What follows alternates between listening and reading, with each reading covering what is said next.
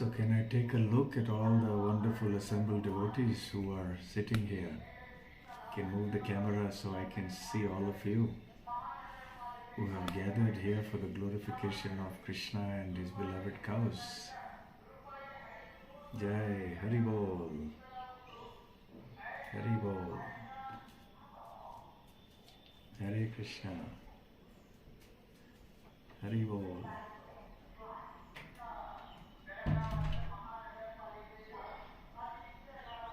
Where have you all gathered? Are you in the Hare Krishna?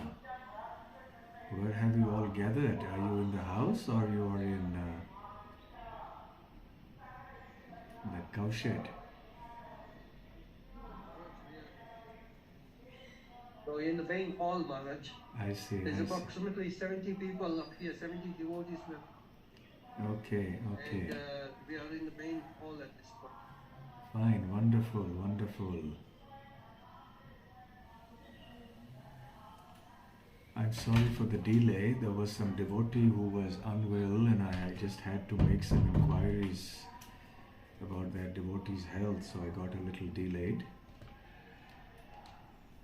Om Ajnana Timirandhasya Jnananjana Shalakaya Chakshurun Militam Yena Tasmai Shri Gurave Namaha Shri Chaitanya Manobhishtam Sthapitam Yena Bhutale Swayam Rupa Kada Mahyam Dadati Svapadantikam Vandeham Shri Guru Shri Yuta Padakamalam Shri Gurun Vaishnavamscha Shri Rupam Sagrajatam Sahagana Raghunathanvitam Tam Sajivam Sadvaitam Savadhutam Parijana Sahitam Krishna Chaitanya Devam Shri Radha Krishna Padam Sahagana Lalita Shri Vishakhanvitamscha Namo Om Vishnu Padaya Krishna Presthaya Bhutale Srimate Bhakti Vedanta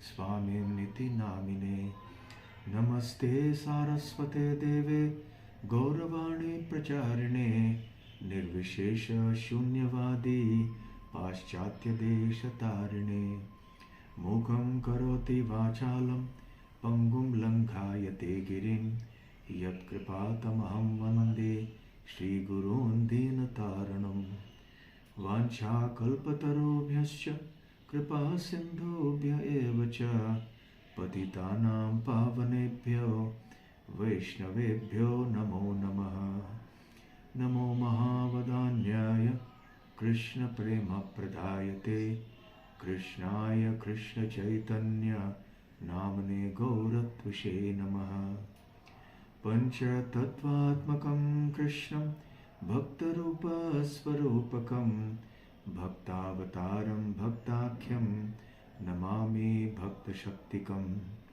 Aradhyo Bhagavan Vrajeshatanyas Tadhama Vrindavanam Ramya Kachit Upasana Vrajavadho Vargenaya Kalpita Srimad Bhagavatam Pramanamamalam Prema Pumartho Mahan Shri Chaitanya Mahaprabhor Matamidam Tatra Dharana Paraha He Krishna Karuna Sindhu Dinabandho Jagatpate Gopesha Gopika Kanta Radha Kanta Namostute Tapta Kanchana Gaurangi Radhe Vrindavaneshwari Vrishabhanu Sute Devi Pranamami Hari Priye Jai Shri Krishna Chaitanya Prabhu Nityananda Shri Advaita Gadadhar Shri Vasadi Gaura Bhakta Vrinda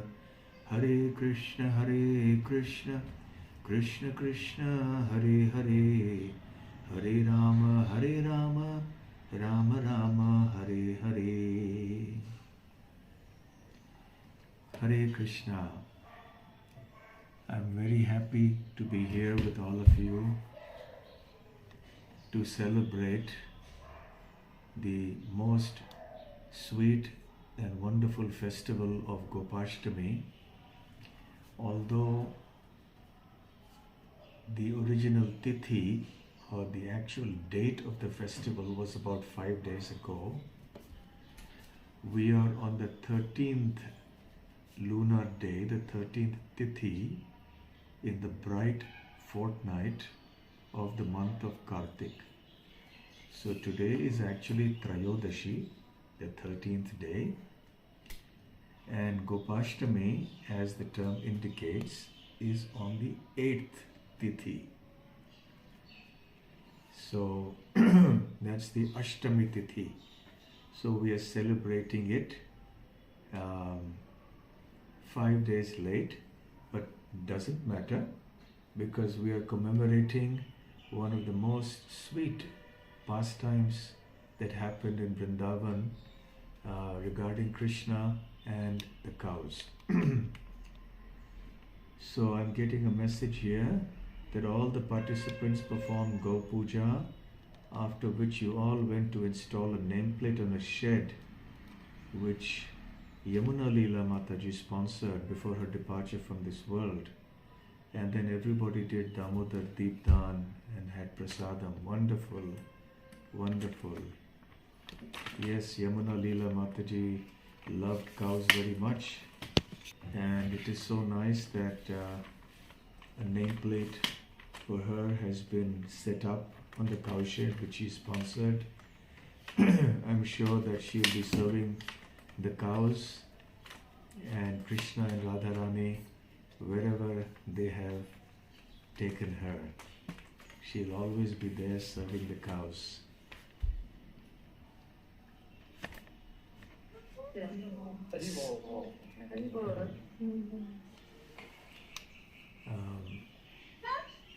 Actually, it's such a fortune that all the devotees in Melbourne have access to this most beautiful farm, Mother Cow Dairy, where you can actually come and serve the cows, brush them, feed them, clean the dung, and do many other services. This is a fortune that is not available to most ISKCON temples or most ISKCON devotee communities. And so we must really give credit to Gaurav, Prabhu, Neha, Mataji and Madhavi, of course, along with all the other devotees who have been serving Mother Cow Dairy in various capacities and to various extents. And there's too many devotees to name, but I want to thank all of you, each and every one of you from the bottom of my heart, for rendering your services in this most beautiful project of Mother Cow Dairy outside of Melbourne, Australia. And also want to thank all of you who are attending the program today with a request that you please come and participate in this Go Seva project as much as you can, whenever you can. Now today is the day when Krishna started taking care of the cows. Earlier he was taking care of the calves. And before we come to the short discussion of the festival itself, I just want to speak a bit about the importance of cows and cow protection in Vedic culture, in Krishna consciousness, and for human society at large in general. Recording in progress. Srila Prabhupada has spoken a lot about the importance of cow protection, serving the cows, and why cows are important for all of us in human society. We can see Krishna's connection with the cows. His name is Gopal, which means the tender of the cows. His name is Govind, the one who gives pleasure to the cows and to the senses also. His abode is called Gokul, the home of the cows, or Goloka, the planet of the cows. His favorite place for grazing the cows and for performing pastimes is Govardhan, that hill that nourishes the cows and makes them happy. Krishna is also called Gopati, the Lord of the cows. So there are so many such names of Krishna which are connected to the cows, which indicate that the cows are very dear to Krishna. Therefore we have the famous verse, Namo Brahmanya Devaya, Go Brahmana Hitaya Cha, Jagat Hitaya Krishnaya, Govindaya Namo Namaha. All of us are familiar with this verse, where we offer respects to Govinda, who is the protector of the Brahminical culture, who is the well-wisher of the devotees and the cows. Namo Namaha. So we offer obeisances to this Govinda, who is always wishing well for the cows. So Krishna's favorite animal is the cow, although in Vrindavan we see from the Srimad Bhagavatam that he loves all living entities. He loves the peacocks, he loves the deer, he loves the monkeys, he loves all the animals, all the living entities. But in particular, the cows are his favorite. And because these cows are so dear to Krishna, they are also dear to Krishna's devotees. Now, a devotee is one who is devoted to Krishna. And being devoted to Krishna means that we love him and we want to do whatever pleases him. So how do we understand what pleases Krishna? If Krishna states that this is what I love, these are the people I love, or these are the animals that I love, then we should also love them. And if we love them and serve them and protect them and make them happy, then Krishna will also be happy. It's very simple. So, therefore, a very easy way of pleasing Krishna and progressing in our Krishna consciousness is to please those that Krishna loves and keep them happy. So, the devotees are very dear to Krishna, so we keep the devotees happy, we serve them nicely, we don't offend them. Tulasi Maharani is very dear to Krishna, so we serve Tulasi Maharani. Many people consider Tulasi as being important because of the medicinal qualities that her leaves impart to whatever we take, whether it's a decoction or any other type of medicine. But that is not the real reason why we serve Tulasi. We serve Tulasi because she is very dear to Krishna, not because of her medicinal qualities. Similarly, we serve Krishna cows, we love them because they are very dear to Krishna. Now, because cows are very dear to Krishna, it doesn't mean that other animals are not, or other entities are not, but especially the cows are dear to Krishna. Therefore, while we in particular serve the cows, it doesn't mean that we should go and harm the other animals, that we should slaughter them and kill them and eat them and so on. So we also value and protect and love other animals. We don't cause them any harm, but at the same time, there is a very special place for cows.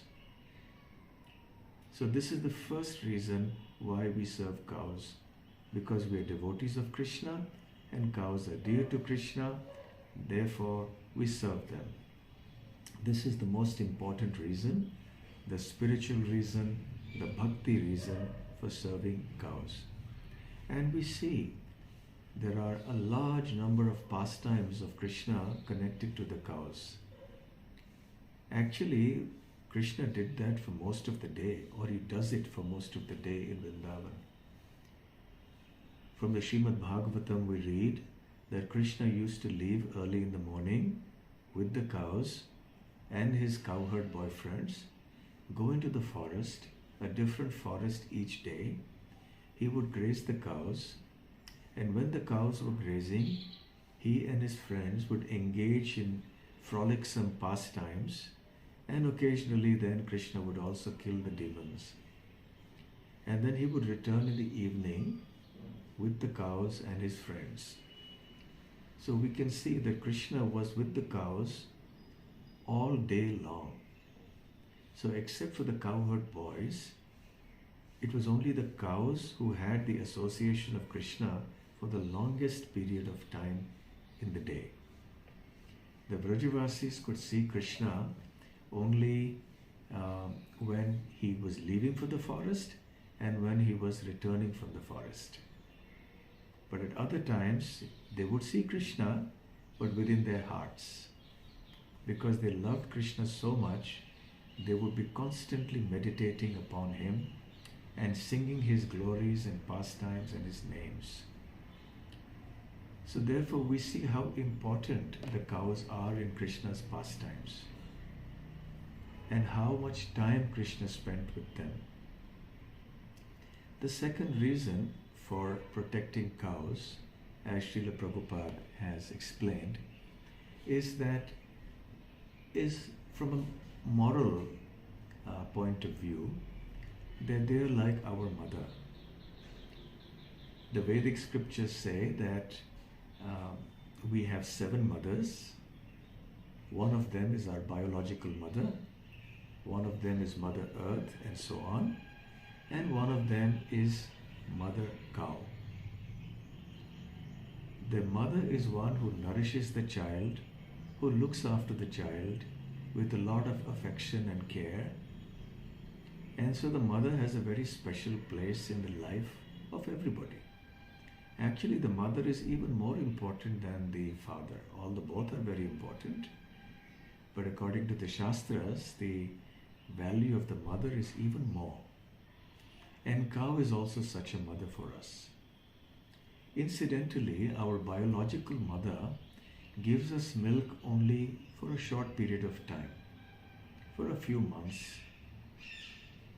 Whereas Mother Cow gives us milk from the time of our childhood, our birth, all the way till we leave this world, till death. So therefore we can understand how important Mother Cow is to us. She is our mother, she nourishes us, she takes care of us, and therefore it behooves us to look after her nicely, just as we would look after our own mother. So therefore it is a very great crime to harm Mother Cow in any way by mistreating her, not looking after her properly, not feeding her, not treating her for her illness, and worst of all, to sell her to the slaughterhouse. Just as when our mother and father grow old, we don't send them out of the house, we don't send them to be killed, we look after them till their very end with great care. So similarly, because the cow is the mother, we look after the cows very, very nicely. The third reason Srila Prabhupada explains is that the cow is not only a mother, but the cow also has great, apart from having spiritual and moral value, she also has a lot of health benefits. What are the health benefits? Because the cow gives us milk, and milk, as Srila Prabhupada said, is a miracle food. It's the best sattvic food available, and it is filled with many medicinal and health-giving attributes. It has vitamins, it has fat and many other things that we need for our milk, for our good health. And from milk you can derive so many delicious foodstuffs like butter, buttermilk, ghee, and you can use all of these to even prepare further ingredients like sweets and so on and so forth. So not only are the products of the cow good for health, but they're also delicious. and they have a lot of culinary benefit because of the delicious nature of the cow's milk and the derivatives of the cow's milk. So this is another benefit. Also, the cow has economic benefit. Sri Krishna in the Bhagavad Gita speaks about the economics of human society. And he says, Krishi Goraksha Vanijyam Vaishya Karma Svabhavajam. That the Vaishyas, or the mercantile class of people, they do Goraksha, they do Krishi and Vanijya. Goraksha means cow protection, and Krishi means agriculture, and Vanijya means trade. So these are the three activities for which the mercantile people are famous, or they are engaged in. Now, Mother Cow provides not just milk, but she also provides dung and urine. Now, generally, this dung can be used as a compost, as a manure for the agricultural field. And especially when you mix cow dung with all sorts of biomanures, biomaterials like leaves and grass and twigs and many other things that are found in the pasture lands and in the forest and in the fields, then that becomes very potent manure, which can be used to fertilize the soil so that the soil becomes very productive for agriculture. Ultimately, without good agriculture, we will not get good crops. Without good crops, we will not have good food to eat. And without good food to eat, how can we survive and be healthy as a society? So it is very, very important that we have healthy soil. I don't know how many of you are aware that one of the biggest problems the world faces now is the degradation and poor quality of soil and the desertification of land, and the degree to which the soil is becoming very arid. Arid means that it is no longer useful for cultivation and for growth of crops and fruits and trees and plants and so on. So this is a major problem. And therefore, restoring the health of the soil to a good condition where it will become very healthy and productive is very important. And one of the key factors for this is ordinary cow dung, which is mixed with many other forms of bio-waste. Nothing is waste in nature. It can be utilized for the good health of the soil. So that can regenerate the soil in ways that we cannot imagine. So it is an economic necessity to have cows. In other words, when cows are present, the tripod of the economy of human society can be maintained. Because if you have cows, then you can have good agriculture. Also, when the cows graze on the soil, because of the pressure of their hooves and because they disperse cow dung and cow urine everywhere, so the soil becomes even more fertile. In this way, from an economic point of view, not just because of milk and milk products are an important part of the economy, but even the dung and the urine have great economic value. And since we spoke about health, we know that from an Ayurvedic point of view, cow dung, cow urine, and milk and its derivatives have great medicinal value. So there is something called Panchagavya Chikitsa, or therapy based on the 5 products of the cow, which is essentially cow dung, cow urine, ghee, etc. So these materials are extremely useful from a health point of view, from an economic point of view. So the cows provide all these materials. It is important to note that this is natural food for the soil. Just as when we human beings ingest chemical foods, it is very harmful for our system. Therefore, we have to eat natural organic food as much as possible. Similarly, for the soil, we need to give it natural food. And the natural food is organic. The natural food is compost, that is based upon cow dung and cow urine.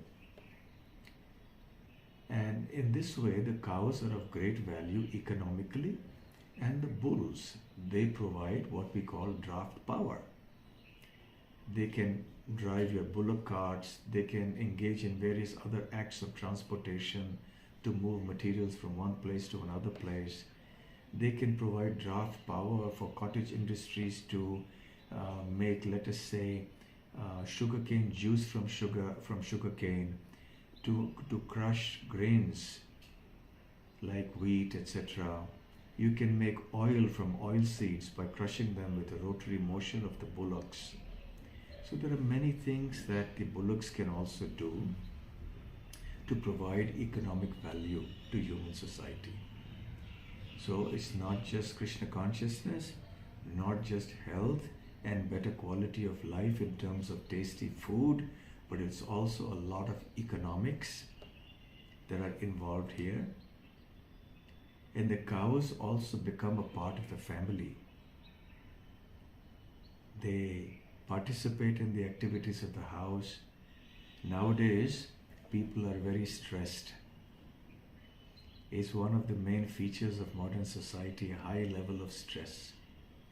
And in various countries, I'm sure it happens in Australia also, but definitely I know it happens in certain parts of Europe, where ranches or farms which have cows open up their farms on certain days for the general public, who come and pay a tidy sum of money just to spend time with the cows and brush them and be with them, because this is a stress buster. And I've seen many videos and pictures of many of you who you haven't paid money to come here, but you just come because you love the cows, because you want to serve them, and then you engage with the cows in so many different ways and experience great happiness. So you're all very fortunate that you can come and spend such quality time with the cows. So in any case, these are just some of the benefits. One could go on and on. And the harm that is caused by killing cows is terrible. The karmic reactions that ensue causing harm to cows is terrible. Srila Prabhupada used to say that many of the wars, all the wars that we have, the crime, the violence, etc., that is cruelty that is going on in society, is largely a karmic reaction to two things. In general, to sinful activities, but specifically to killing of children in the womb, that is abortion, and killing of cows. So these two are considered the two most sinful activities in human society. Therefore, one must be very, very cautious to not perform these activities. And therefore, we protect cows to protect human society from sinful activities and the reactions that come as a result of those activities. So Srila Prabhupada again and again emphasized this to a degree that may be surprising for most devotees. There are literally hundreds of quotes of Srila Prabhupada on this topic of why protecting cows is so important. Srila Prabhupada wanted in the International Society for Krishna Consciousness that we should have such goshalas, that we should have such self-sufficient farm projects which has cows and which has agriculture, and naturally some varnitya or trade will also be there. So the Mother Cow Dairy Project is a project that is in keeping with Srila Prabhupada's desire and his vision to have cows, agriculture, and trading based on cows and agriculture to achieve some degree of self-sufficiency and to please Krishna. Srila Prabhupada wanted simple living, high thinking for his devotees. And these farm projects facilitate exactly that, where you live a simple life in harmony with nature, in the beauty of nature, surrounded by the most loving mother cows and their calves and bulls. And then you do various services there. It's a blissful life. It's not without its anxieties and pains, because anything good that you do in life will involve some degree of anxiety. Everything involves anxiety in this material world, but living a life like this provides one part of the solution, a permanent solution for all the anxieties of life. So really it is so wonderful that we have this project here, and Gaurav and Neha and Madhavi have taken such a major step in their life, such a major transformation, such a major life-changing event this project has been for them, where they are practically living here, although occasionally they have to go back to their business. And also to Hari Gopal Prabhu and many of you who are there. As I said earlier, I'm hesitant to name names in case I miss out somebody. But I really want to thank all of you for having participated in this project. Please do so in course of time, according to your life situation. Perhaps you may want to come in here for longer periods of time and see if you can do work from home from here, and or perhaps you work here itself for pleasure, and in this way make this a vibrant devotee community. The milk and other milk products that are coming from Mother Cow Dairy are also serving Radha Vallabha in such a nice way. The milk that the deities require is coming from here. So we are serving the deities, you're serving the devotees, you're serving the cows. It's a wonderful project. And anyway, since we are here on Gopashtami, we're talking about Gopashtami, there must be some discussion about this festival. Otherwise, it won't be complete. As I have mentioned earlier, Krishna was a great lover of the cows, and that is his profession. Well, why not? It may sound surprising, how can God have a profession? And the answer is, if you and I can have profession, why can't God have a profession? Of course, Krishna does it out of love, and he was born in a cowherder's family. Nanda Maharaj, his father, was the chief of the cowherds of Vrindavan, and he had 900,000 cows. And the whole village used to look after these cows. It was a collective activity. It was individual and collective, because the different cowherds had their own cows, but also they all went out together for grazing, etc. They jointly took responsibility for everything.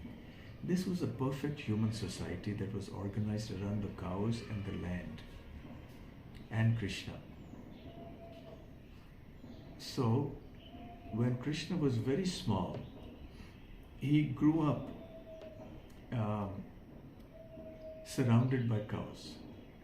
And in the Srimad Bhagavatam, we read pastimes of baby Krishna and baby Balaram enacting many pastimes with the calves. They would pull the tails of the calves, and the calves, being frightened, would run hither and thither. And then all the gopis who were around would enjoy the fun. And the bodies of Krishna and Balaram would get smeared in cow dung and cow urine. And by the way, these also, according to the Srimad Bhagavatam and Vedic culture, are excellent means of affording protection. Whenever the demons would come and Krishna would kill them, especially when Krishna was a baby, Mother Yashoda, after Putana was killed, she anointed baby Krishna's body with tilak of cow dung and cow urine, and she waved the switch of the cow's tail to afford protection. So Srila Prabhupada says that people in the modern day and age do not realize the different means of giving protection to humans.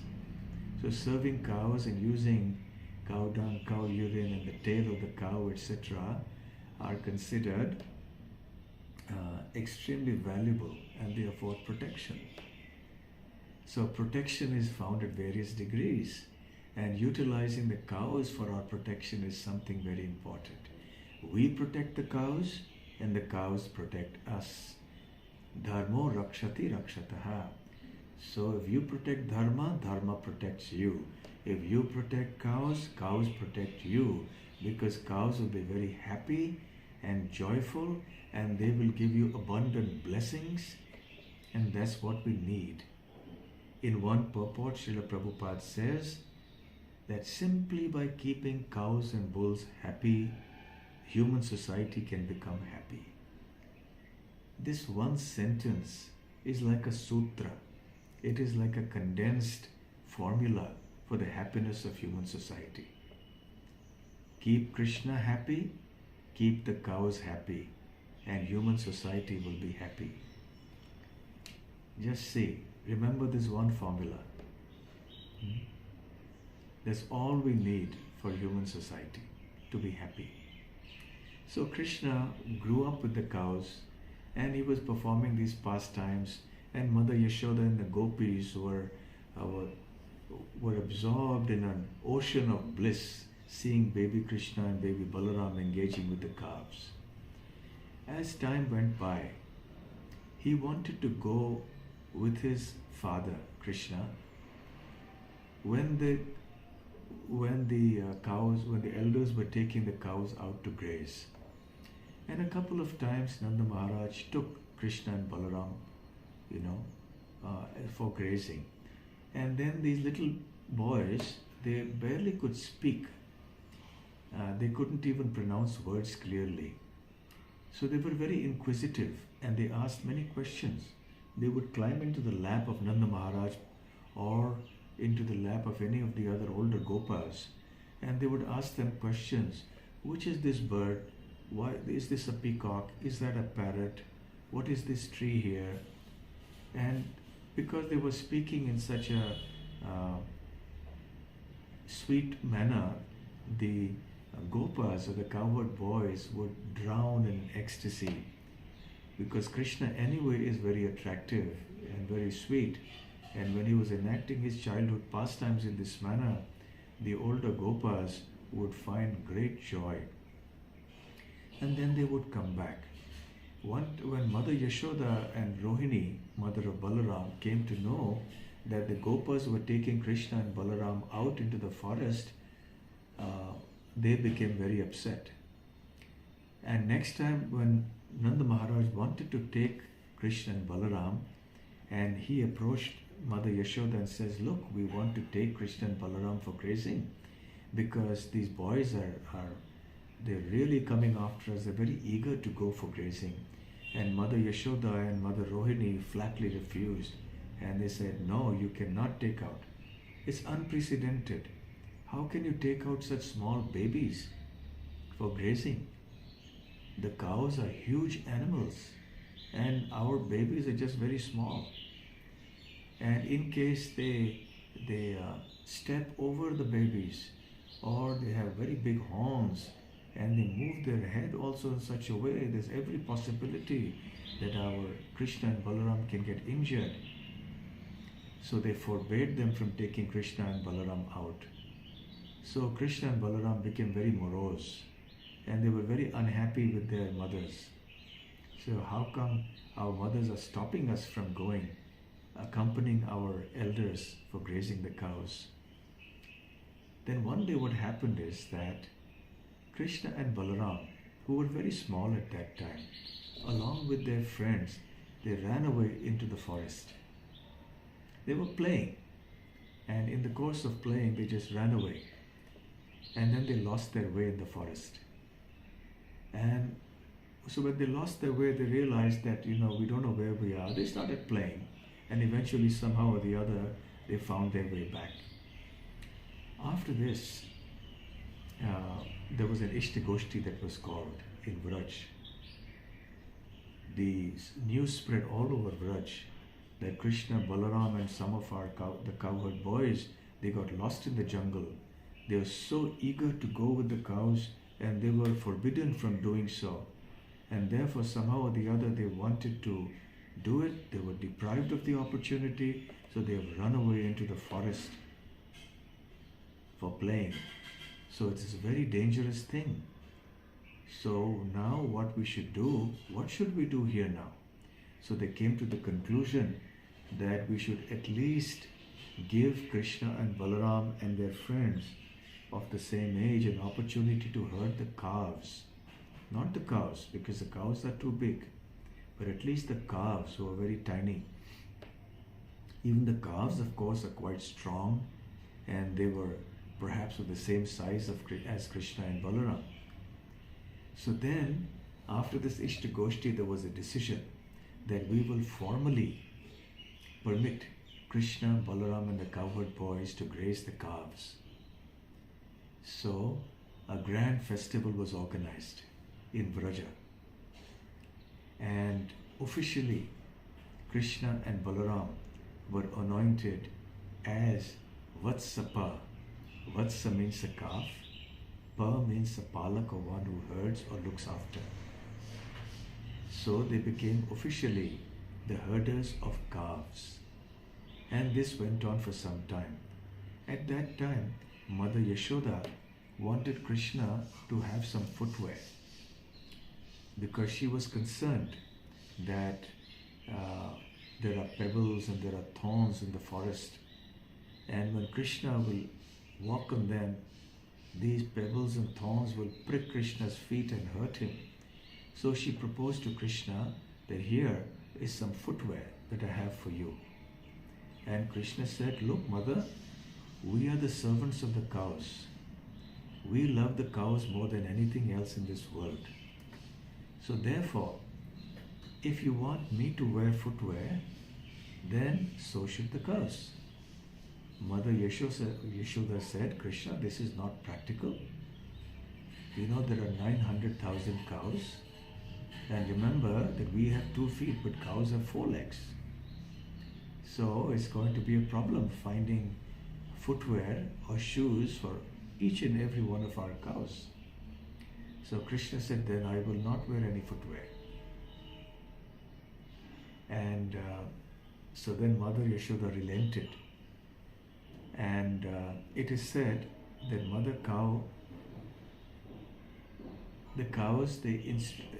Mother Earth rather, instructed the cows that please go and crush all the thorns and the pebbles so that they will not prick Krishna's feet. So the cows did that. So when Krishna went out into the forest, then his feet were unharmed. Now Mother Yashoda had warned them, look, don't go deep into the forest. And she had specified a certain distance, that you only go up to this point into the forest and then come back. And you will stay there only for a short while. So even though officially Krishna and Balaram became the herders of the calves, they were allowed to go only for a short time and only a certain distance into the forest, because Mother Yashoda was afraid that they might get harmed. In this way, the calf herding pastimes of Krishna began. Krishna was aging very rapidly. As you know, in childhood, one grows very fast. And we all have experienced that after some years, 2 or 3 or 4 years, somebody comes to see the child and say, oh, you've grown up so quickly. So Krishna was also growing up very quickly. And then soon he developed the desire to graze the grown-up cows, not just the calves. And Nanda Maharaj and the others used to tell Krishna and Balaram, look, you are very small and these cows are huge. So you are not yet strong enough to look after the cows. So continue looking after the calves, and when you grow up some more, then we will allow you to look after the cows. But Krishna would stand in front of the cowherd men and the gopis, and he would slap his arms like this, like a wrestler, to indicate that he was very strong, that he was strong enough to look after the cows. And he wanted to reassure the older gopas and gopis, don't worry, we are strong enough to look after the cows. And in this way, the gopis would float in waves of ecstasy by seeing all this. In the meanwhile, there were very ominous signs, and in Mother Yashoda's view, they were not auspicious signs. Even before Krishna began his calf herding pastimes, Krishna was becoming a little ashamed or embarrassed when he was given a bath by Mother Yashoda. When a child is very small, the child is bathed by the mother or by somebody else. And gradually, as the child starts growing older, the child becomes more independent and doesn't want the mother to bathe him or her. So as Krishna was growing up, he was becoming a little embarrassed to be without his clothes in front of his mother. He was growing up. So then he would quickly run and dress himself. And he didn't know how to put on his clothes properly. So it was all quite a mess, all mix up. Things here, it was not properly done. So even though it was very sweet, at the same time, Mother Yashoda, she had an apprehension, and she became tense. Oh no, my boy is growing up. And because he's growing up and we are cowherds, so sooner or later, he's going to say, I want to look after the cows. And indeed, that's what happened. And eventually, the Brajavasis had to relent, and they had to give an opportunity to Krishna to graze the calves. But as the time went on, Krishna became even more ashamed and embarrassed to be bathed by his mother. He didn't want to be in front of his mother without any clothes anymore. So he started bathing himself. And the writing was on the wall. And Mother Yashoda was feeling a sense of dread. Oh my God. Yes, oh my God, Krishna was God, but she didn't realize it. Now Krishna will want to graze the cows. And then he'll go out deeper into the forest, and he'll be out into the forest for a long period of time, for the whole day. And how will we bear this separation from Krishna? And also, what about all the risks that are there in going into the forest? There are demons coming every day. There are dangerous animals over there. So how is this going to work out? So as Krishna was growing up, he was showing signs of being more and more independent, and he wanted to do things himself. And the writing was on the wall. Mother Yashoda was being more and more anxious. And as the calves went on, the herding went on,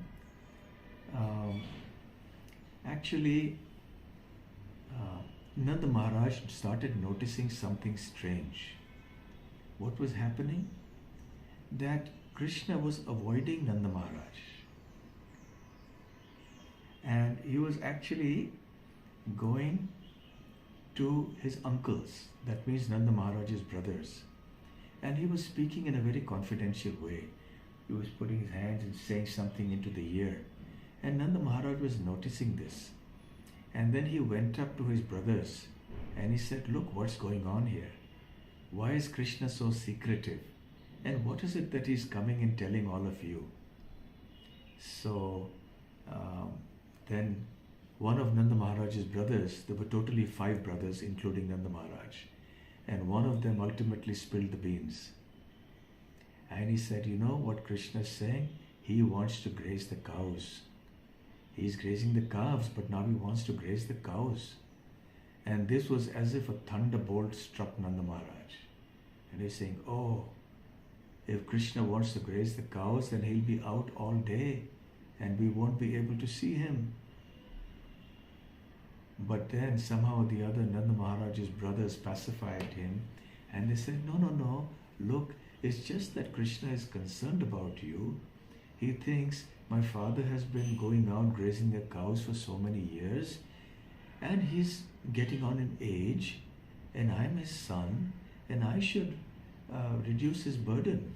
So if I start looking after the cows, then my father will be relieved and he will be able to relax a little bit. In this way, Nanda Maharaj's brothers tried to pacify Krishna, or not Nanda Maharaj, I beg your pardon. And time went on, and Krishna was giving his indications that I want to graze the cows. But Nanda Maharaj, Mother Yashoda, and the other Vrajavasis were reluctant to have that, because they wanted to keep Krishna as long as possible within the range of their eyesight. And they didn't want Krishna to go out into the forest all day grazing the cows. So, meanwhile, there were other signs that were visible. Sometimes the cows were also not cooperating. The cows were refusing to give milk, or the cows were refusing to come out of the cowshed. So now this was an emergency situation that calls for some drastic measures. So again, an Ishtagoshti was called. All the Vrajavasis gathered together, and Nanda Maharaj, was saying, look, we have a problem on our hands. Krishna is wanting very desperately to go out with the cows. He says that he's strong enough and old enough to do that. On the other hand, the cows are also showing signs of rebellion, which has never before happened in as far as we can remember. So probably this means that the cows, they want to also be grazed by Krishna. So what do? We have to find some solution. So after extensive discussion, they reached the conclusion that now we must let Krishna graze the cows. He has been grazing the calves all along, and now let Krishna graze the cows. Let us officially anoint him as a cow herder. So far he has been a Vatsapa. Vatsa means the calf and Pa means the herder, one who tends the calves. And now let us officially give him the designation of a Gopa. Gopa means Gopalaka or Gopala. So let us now give him the designation of Gopal, and let us give him charge of the cows along with his friends. And so on an auspicious day, a grand festival was organized in Vraj. For days before that, preparations were being done. And the people were going all around, here, now we're going to have a festival on such and such day. And Krishna, Balaram and his friends will now be given responsibility of looking after all the grown-up cows. So all of you, please come on such and such time and participate in this festival. And the Brajavasis were very excited that there was going to be such a festival. And then on the appointed day, they all gathered there. The Brahmanas were chanting auspicious mantras. They had lit the fire sacrifice. And then finally, the time came. When Krishna had been officially appointed the calf herder, you could say that this was like his first initiation. Not in Krishna consciousness, but in cow herding. And now the time had come for Krishna to get his second initiation, which means he would graduate from being a calf herder to being a cow herder, from being a Vatsapa to be a Gopa. And so, just like sometimes, at the time of the initiation, some, beads are given and so on and so forth. So similarly, at the time of the second initiation into cow herding of Krishna by Nanda Maharaj, he was given all the paraphernalia that a cow herder is required to have. So he gave the cow herding stick that was jeweled. He gave a rope that is used when the cow is being milked. He gave a a bugle also, a buffalo horn, and such things. And then a grand festival was organized in Vraj, and a lot of, naturally, a lot of milk and ghee and butter and all of that was used. A delicious feast was organized. All the cowherd boys were decorated by their respective mothers, and then festival was organized, and in this way Gopashtami festival was celebrated. And this festival has been mentioned actually or described in the 15th chapter of the 10th canto of the Srimad Bhagavatam, the first verse. So if you like, I know you're getting hungry, so we'll just recite this verse, read the translation and purport, and then we'll wind up so you can all take prasadam. So can we have that verse? So every time you celebrate Gopashtami, this should be the verse that is discussed. So you may all recite after me. Shri Shuka Uvacha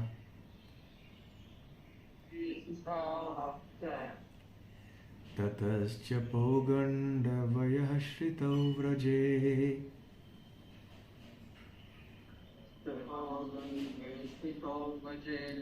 Babhuvatustau Pashupala Sammatau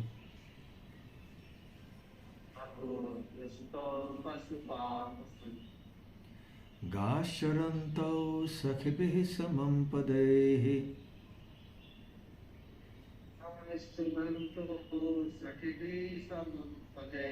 Vrindavanam Punyamati Vachakratuhu.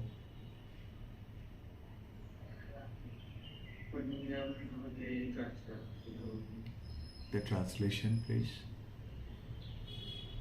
When Lord Ram means Krishna, Balaram. When Lord Ram and Lord Krishna attained the age of Pauganda, 6 to 10, that means they had just crossed 5. While living in Vrindavan, the cowherd men allowed them to take up the task of tending the cows.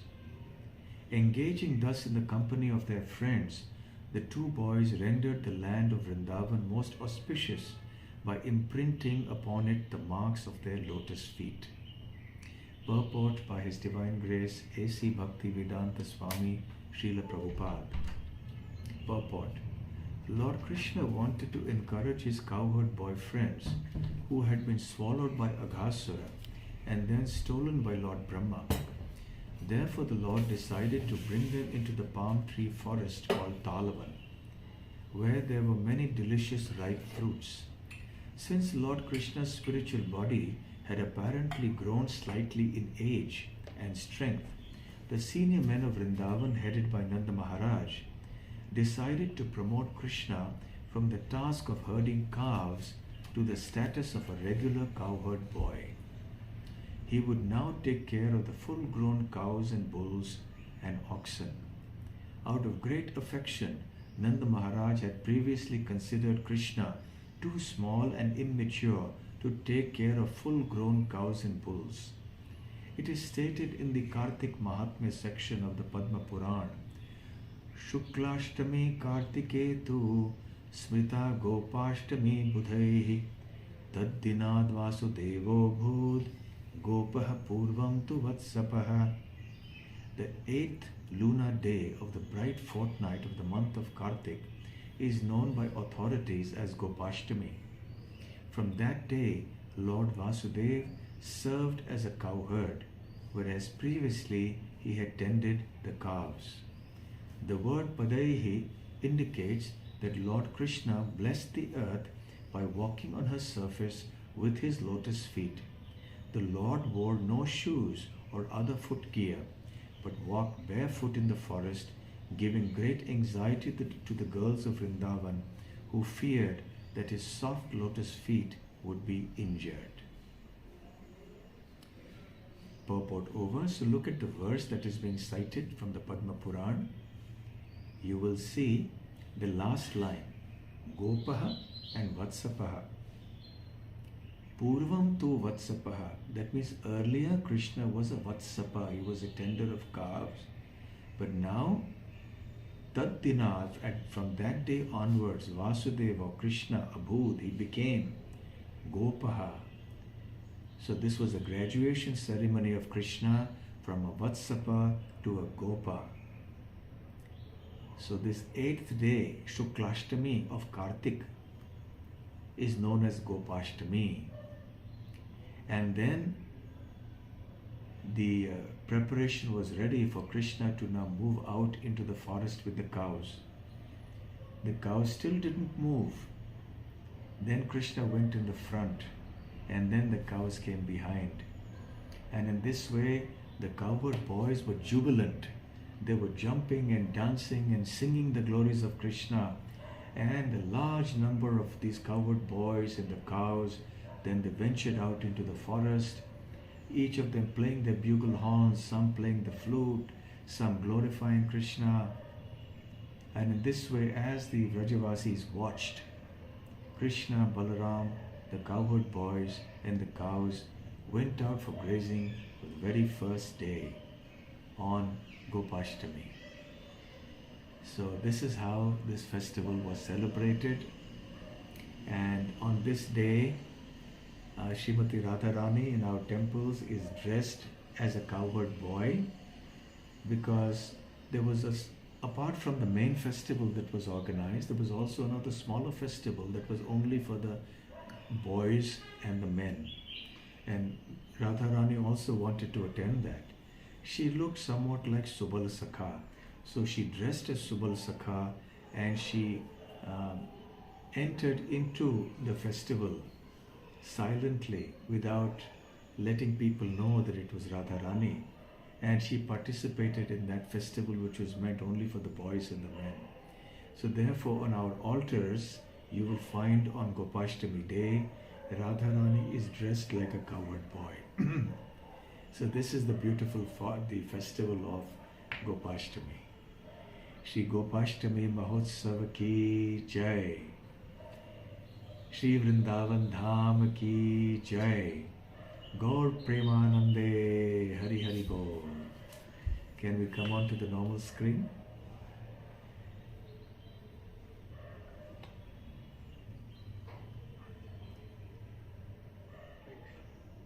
You want to speak on the speaker? No. Yes. Hare Krishna.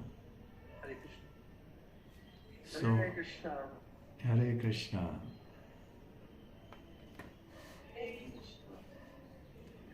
So how many of you love Mother Cow? Please raise your hand.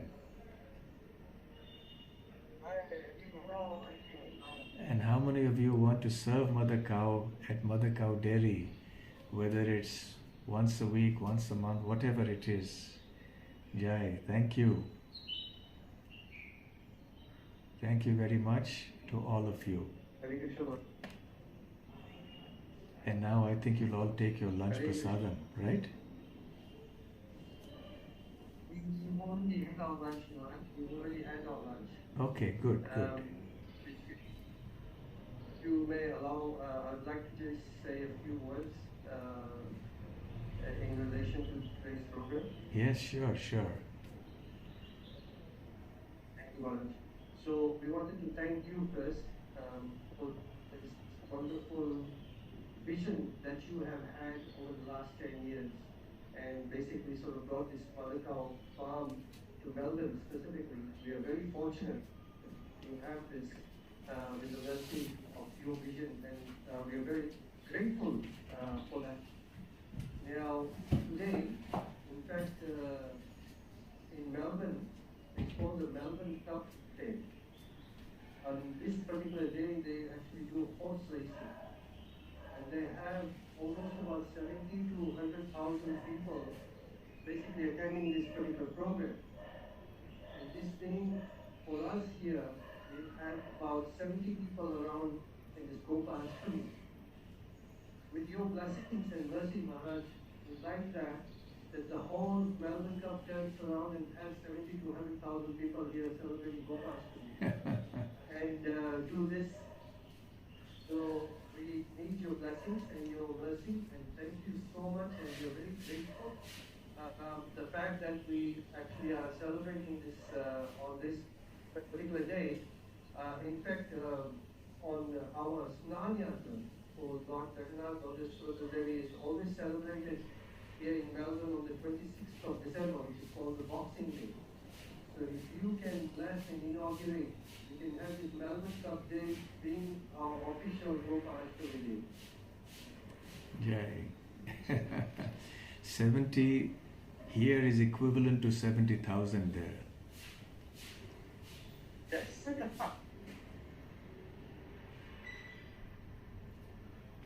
Thank you very much, Father. If you want to thank you, and we say three times Haribol very loudly.